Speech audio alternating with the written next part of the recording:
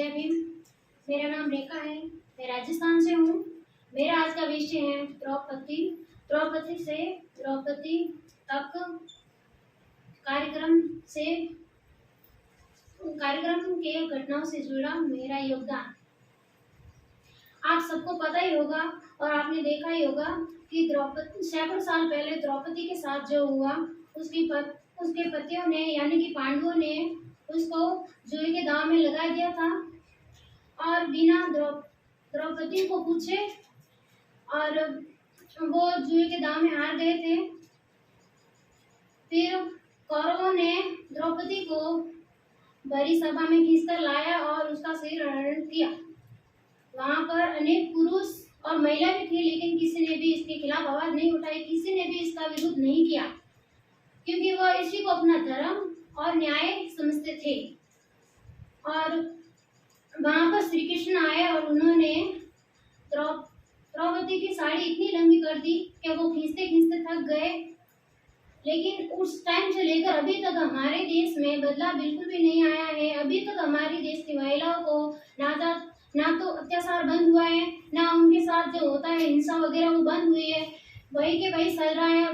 उल्टा अभी ज्यादा मामले सामने आ रहे हैं। अभी मणिपुर की घटना आप सबको पता ही है कि वहां पर 3 आदिवासी महिलाओं के साथ उनके साथ जो हुआ आप सबको पता ही है। उनको निर्वस्त्र कर भरी बाजार में घुमाया गया और सबसे छोटी उम्र की लड़की के साथ सामूहिक बलात्कार किया, लेकिन किसी ने भी इसका विरोध नहीं किया। वहां पर अनेक पुरुष भी थे, महिलाएं भी थी, पुलिस फोर्स भी थी, लेकिन किसी ने भी इस बात का विरोध नहीं किया, ना ही उन्हें समझाने की कोशिश की कि ये गलत हो रहा है। महिलाओं को भी आवाज उठानी चाहिए थी और महिलाओं ने इस बारे में आवाज नहीं उठाई। हमें सरकार बोलती है कि बेटी बचाओ बेटी पढ़ाओ, लेकिन नहीं तो बेटी को पढ़ाया जाता है, नहीं बेटी को बढ़ाया जाता है, ना उनका सम्मान करते हैं। बस ये नारा वो कहने के लिए होता है, लेकिन इनका पालन कोई नहीं करता और न ही इनको समझते हैं। मेरे गांव में एक घटना हुई थी जिसमें मेरी गांव की लड़की को शादी हुए 6 महीने हुए थे और उसके घर वाले बहुत गरीब थे, उनको ज्यादा दहेज नहीं दे पाए, तो उनके ससुराल वालों ने उस पर हिंसा, घरेलू हिंसा और अत्याचार करना स्टार्ट कर दिया था। उस लड़की ने उसके परिवार वालों को भी बोला था कि मेरे साथ ये सब करते हैं, लेकिन उनके घर वालों ने अनदेखा कर दिया। उसके बाद उस लड़की को एक दिन मार भी दिया और ऐसा दर्शाया जैसे उसने फांसी खाई, लेकिन ऐसा नहीं था।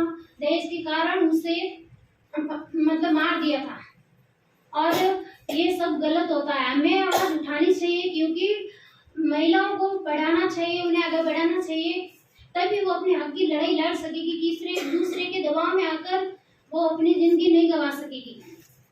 दूसरा, हमारे गांव में एक और भी घटना हुई थी जिसमें मेरे गांव की एक लड़की थी जो एक लड़की के साथ भाग गई और उसके पापा ने ढूंढा भी और उसे मार दिया। मारने के बाद उसे पत्थर बांधकर पानी से भरे टाके के अंदर डाल दिया और उसकी मौत हो गई।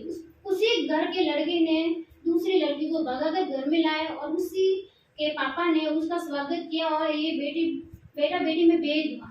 तो हमें ऐसा नहीं करना चाहिए। हमें लड़कियों को पढ़ाना चाहिए, आगे बढ़ाना चाहिए। हमें अपने घर वालों, अपने गांव वालों, अपने समाज को समझाना चाहिए कि हमको पढ़ना है, हमें आगे बढ़ना है, हमें हमारी हक की लड़ाई लड़नी है। हम दूसरों पर निर्भर नहीं रह सकते।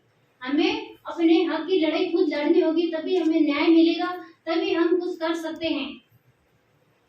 ऐसा क्योंकि हम लड़कियों को ज्यादा समझते नहीं है, नहीं सरकार समझती है, नहीं कोई दूसरा समझता। हमारे घर वाले ही हमें नहीं समझते हैं, तो ऐसा हमें नहीं करना चाहिए। हमें अपने खिलाफ आवाज उठानी चाहिए। हमारे साथ जुल्म होता है, उनके खिलाफ आवाज उठानी चाहिए। इसीलिए हमने 10 तारीख जो मणिपुर के साथ हुआ, किसी ने ध्यान नहीं दिया, सबने अनदेखा कर दिया, तो मार्टिन भैया ने 10 अगस्त को ये कार्यक्रम रखा था जिसमें हमने साड़ी पहनी थी और साड़ी में जो महिलाओं के साथ पहले से हो रहा हिंसा उसमें दर्शाया गया है। और ये साड़ी हमारे जो सरकार है, जो उनको जैसे कि राष्ट्रपति और जो सरकार की राजनीतिक सत्ता में जो महिला बैठी उन्हें देने के लिए, और जो महिलाओं पर अत्याचार हो रहे महिला मंडल उनको भी देने के लिए दी थी। और ये इसलिए है, और हमने भी साड़ी पहनी थी क्योंकि हमें हमारे देश के हमारे जो नई समझ है, हमें उन्हें ये दर्शाने के लिए किया गया है ताकि वो भी समझे और महिलाओं का आदर करे, सम्मान करे, उन पर हिंसा न करे और उनके अधिकार का और उनके जो अधिकार है उनको मिलना चाहिए। जय भीम।